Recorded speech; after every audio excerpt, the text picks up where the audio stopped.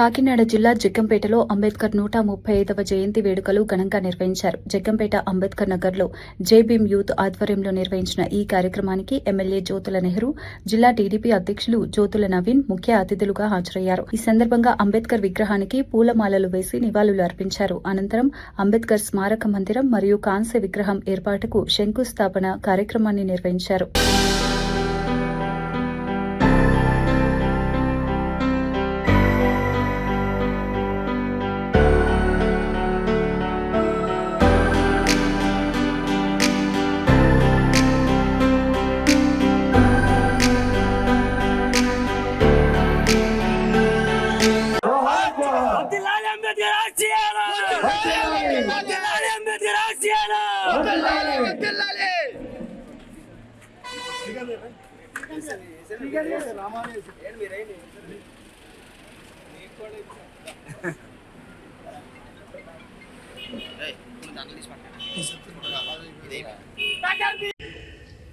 ఒక మహోన్నతమైనటువంటి వ్యక్తి జన్మించినటువంటి రోజు అదే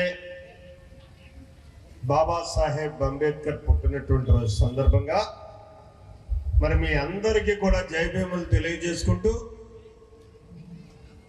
వేదికను అలంకరించిన పెద్దలందరికీ నా ప్రత్యేక ధన్యవాదాలు కూడా తెలియజేసుకుంటూ పత్రికా సోదరులకే మీడియా సోదరులకే నా ప్రత్యేక ధన్యవాదాలు. బాబాసాహెబ్ అంబేద్కర్ గురించి ఎన్నోసార్లు మనం మాట్లాడుకున్నటువంటి సందర్భాలు ఉన్నాయి. సందర్భం వచ్చినప్పుడు మాట్లాడటం కంటే నిజ జీవితంలో కూడా ఆయన యొక్క ఆశయాల్ని ఆచరణలో పెట్టాల్సినటువంటి ఆవశ్యకత ఉంది.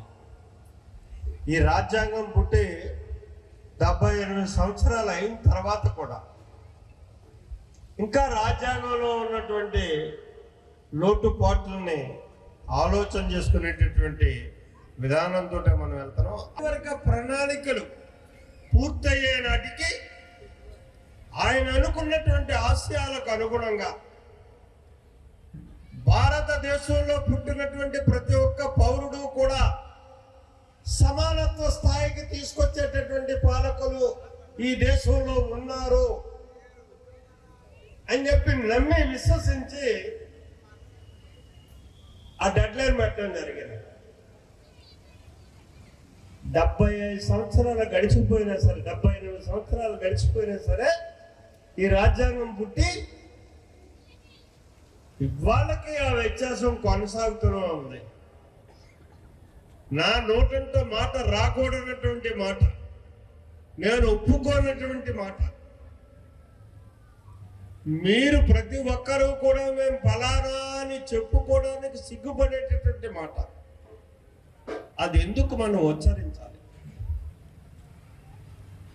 అది ఉండకూడదనే భారత రాజ్యాంగంలో అన్ని అవకాశాలని కూడా అట్టడుగు ప్రధానికానికి అందించాడు ఆ మహనీయుడు బాబాసాహెబ్ అంబేద్కర్ గారు.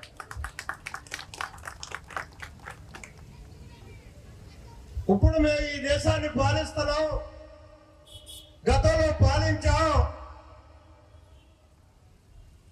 మీ యొక్క అభ్యున్నతి కోసం మేము పోరాడాము అని చెప్పేసి చెప్పుకునేటటువంటి నాయకులను ఒక్కటే నేను ప్రశ్నిస్తున్నా ఈ వేదిక మీద నుంచి.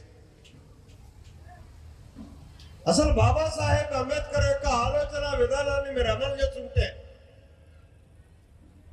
త్రికరణ శుద్ధిగా మీరు పాలన చేస్తుంటే, ఈనాడు ఈ దేశంలో నిమ్న జాతులు ఉండేయా? అట్టడి వర్గాలు ఉండేయా? పక్క దేశాలు మనకంటే స్వాతంత్రం వెనకొచ్చి